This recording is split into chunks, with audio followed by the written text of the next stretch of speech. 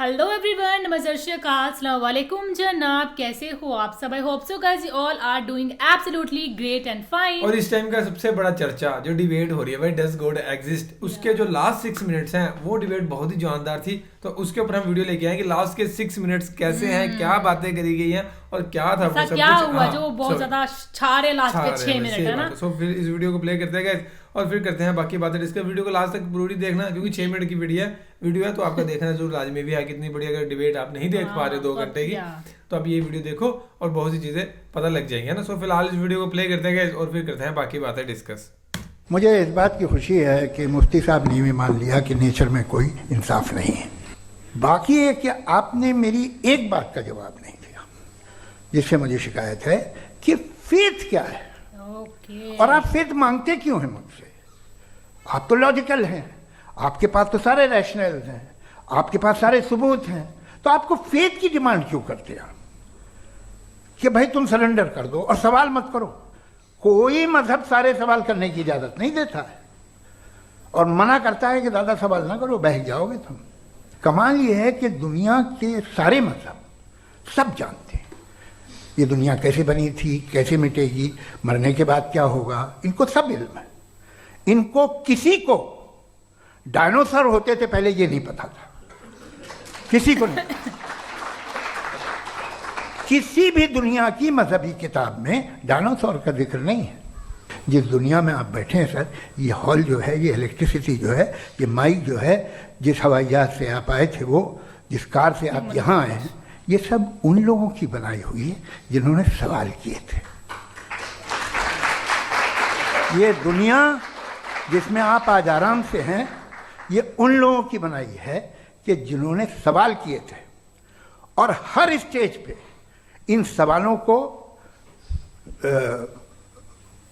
मकरूह कहा गया था, गलत कहा गया था। तो आज जो बातें आपके जहन से बिल्कुल परे हैं और आप हैरान होते हो उन्हें देख के, एक वक्त आएगा कि मामूली लगेंगे। और हुआ है, आपकी इंसानी तारीख ही है। इतनी जल्दी सारे फैसले आप मत कर लीजिए, थोड़ा ये ह्यूमिलिटी रखिए कि भाई ये हमें नहीं मालूम। ये कहने में क्या आ रहा है? ये यूनिवर्स कहाँ तक फैली, ये कब से है और कब तक रहेगी, हमें नहीं मालूम। आपने फैसला कर लिया कब बनी। ये आपके हिसाब से कोई 14 बिलियन ईयर बनी जो समझा जाता है। उससे पहले हजारों करोड़ों अरबों साल तक खुदा बैठा क्या कर रहा था? खामोश बैठा था, ऐसे ही जमाइयाँ ले रहा था। फिर उसे आइडिया आया, यार एक काम करते, वक्त अच्छा गुजर जाएगा, यूनिवर्स बनाते। सोचिए, तो हम अपनी जहालत से लड़े, उसकी परस्तिश न करें। Thank you so much. तर्कों की श्रृंखला में राउंड 2 के लिए मुफ्ती साहब को आमंत्रित कर रहा हूँ। शुक्रिया। जनाब जावेद अख्तर साहब कई मरतबा दोहरा रहे हैं कि फेथ का मतलब बताइए, फेथ का मतलब बताइए। मैंने बता दिया, फेथ सही भी होता है, गलत भी होता है। और आज हम फेथ पे बात नहीं कर रहे, हम ट्रुथ और डज गॉड एग्जिस्ट पे बात कर रहे हैं।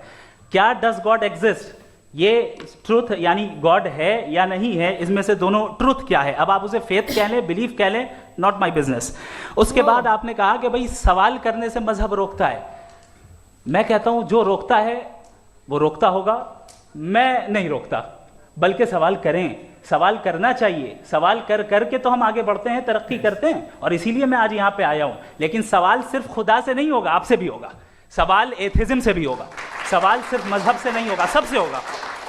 और आज मैं सवाल करूंगा और उम्मीद है कि आप जवाब देंगे। अभी तक आपने वैसे कॉन्टिंजेंसी आर्गुमेंट का कोई जवाब नहीं दिया। चलें, आपने कहा यूनिवर्स के बारे में इटर्नल क्यों नहीं बोल देते। ये चूंकि लॉजिकली पॉसिबल ही नहीं है कि यूनिवर्स इटर्नल हो।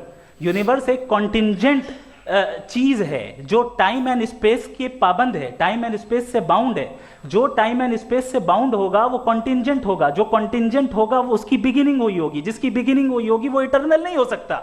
ये तो कॉमन सी बात है। आपने कहा कि किसी मजहबी किताब में डायनासोर का जिक्र नहीं है। अफसोस कि आज तक किसी मैथमेटिक्स के किताब में मुझे डायनासोर का जिक्र नहीं मिला। तो इसका मतलब मैथमेटिक्स की किताब बेकार है? नहीं, उसका वो टॉपिक नहीं है। रेवलेशन का और मजहबी किताबों का टॉपिक ये नहीं है कि आपको आके बताए साइकिल कैसे बनाते हैं, या आकर ये बताएं कि जो है डायनासोर कब था। वो तो मोरालिटी सिखाने आया है, गॉड के बारे में बताने आया, नॉन फिजिकल रियलिटी की हकीकत को सिखाने के लिए आया। रिलीजियन साइंस को रोकता है? नहीं रोकता। अगर रोकता है तो गलत करता है। रिलीजियन साइंटिज्म को रोकता है, जिसमें हमारे जावेद साहब मुब्तला हैं। साइंस और साइंटिज्म में फर्क है। साइंटिज्म यह है कि आप समझें कि साइंस और साइंटिफिक मेथोडोलॉजी ये नॉलेज को हासिल करने का वाहिद सोर्स ऑफ नॉलेज है, यह है साइंटिज्म। हम इसे रिजेक्ट करते हैं। उसके बाद उन्होंने कहा कि भाई हमें नहीं मालूम। अगर नहीं मालूम तो क्लियरली कह देना कि नहीं मालूम है, इसमें क्या हर्ज है? तो वही तो मैं कह रहा हूं ना कि आप कह दें कि नहीं मालूम, लेकिन क्लेम क्यों कर रहे हैं कि गॉड एग्जिस्ट नहीं कर रहा है? आखिरी चीज, इन्होंने कहा कि खुदा दुनिया बनाने से पहले 150 साल पहले या करोड़ों साल पहले क्या कर रहा था? अरे हजरत, चलें बहरहाल मैं जवाब दे देता हूं। आप हमारे रिस्पेक्टेड पर्सनैलिटी हैं, अगर आप नहीं होते तो मैं ऐसे एंटरटेन ही नहीं करता। टाइम, ये 100 साल पहले या 100 साल बाद, पहले बाद में अभी, ये वो अल्फाज हैं जिनका ताल्लुक टाइम से है। टाइम शुरू ही हुआ है यूनिवर्स की बिगिनिंग के बाद, तो उसके पहले खुदा क्या कर रहा था? सवाल इलॉजिकल है, ये फेलेसी है।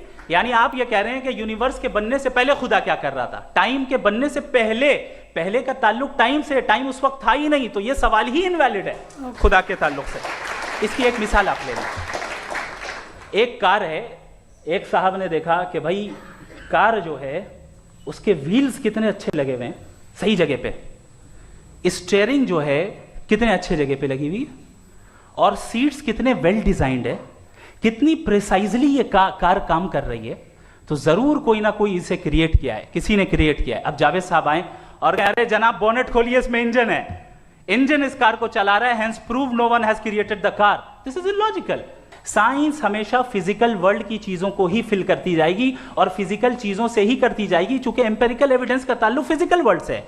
आप साइंस के जरिए मेटाफिजिकल रियलिटी को कभी साबित नहीं कर सकते। ये रॉन्ग टूल का इस्तेमाल करना है। ये वही काम है कि आप मेटल डिटेक्टर से प्लास्टिक डिटेक्टर करने चलें, जो कि जाहिर है सही नहीं है। थैंक सो गाइज, ये थी वीडियो और ये था डिबेट के लास्ट के वो एक पूरा 6 मिनट्स है ना, जिसको कह सकते हैं कि 6 मिनट की एक डिबेट थी, जिसमें उन्होंने पहले क्वेश्चन करा था और फिर उन्होंने अपना आंसर वो तरह के रखा है ना। तो ये थी डिबेट। और ये डिबेट ना गाइज हमने भी इस पे बहुत सी वीडियोस बना दी, मतलब पूरी डिबेट देख ही लिया हमने भी लगभग। दोनों के अंदर कॉन्फिडेंस पूरा भर और मेरे को लग रहा है और बिल्कुल एक दूसरे के साथ वो सहमत भी हैं और वो भी हैं, सहमत तो नहीं कह सकते हैं, डिबेट ही नहीं थी सहमत होते तो, बट रिस्पेक्ट कर रहे हैं एक दूसरे की कि हाँ यार अगर तुम ये मान रहे हो तो चलो ठीक है, बट मैं ये मान रहा हूँ तो मैं इस पर्सपेक्टिव से ठीक है। बाद में उन्होंने साथ में लंच भी करा, ये इन्होंने खुद कहा था वीडियो के बीच में अब हम साथ में लंच करेंगे, कि लोगों के दिलों में कोई ऐसा भावना है कि नहीं यार वो ऐसे थे वो ऐसे थे, तो आपस में लड़े हैं, डिबेट हुई है ना। उन्होंने कहा कि हम साथ में लंच करने बैठे हैं अभी ये सारा कुछ। और मेरे ख्याल से अब ना ये सिलसिला शुरू होगा देखना डिबेट्स का, क्योंकि एक डिबेट आई है, पहले हुई थी एक डॉक्टर जाकिर नाइक जी की, तो वो वायरल रही थी, बहुत ज्यादा चर्चा में रही थी, वो 2006 में हुई है, बट वो बैन ही हुई थी ना। उसके बाद मेरे ख्याल से ये डिबेट हुई है एक अच्छी डिबेट, जिसको कह सकते हैं पूरी प्रॉपर तरीके के साथ, क्वेश्चंस के साथ, साइंटिफिकली है ना, एक तरीके के साथ प्रॉपर। तो अब मेरे ख्याल से ये डिबेट्स का सिलसिला और बढ़ता रहेगा, देखते रहना, अब डिबेट्स होना स्टार्ट हो जाएंगे धीरे धीरे। और बाकी ये थी वीडियो गाइस, आपको कैसी लगी जरूर कमेंट करके बताना, और अब हमें वीडियो सजेस्ट कर देना जिस पे भी आप चाहते हो रिएक्शन करना, हम करेंगे guys. Thank you so much for watching the video, मिलते हैं नेक्स्ट वीडियो में।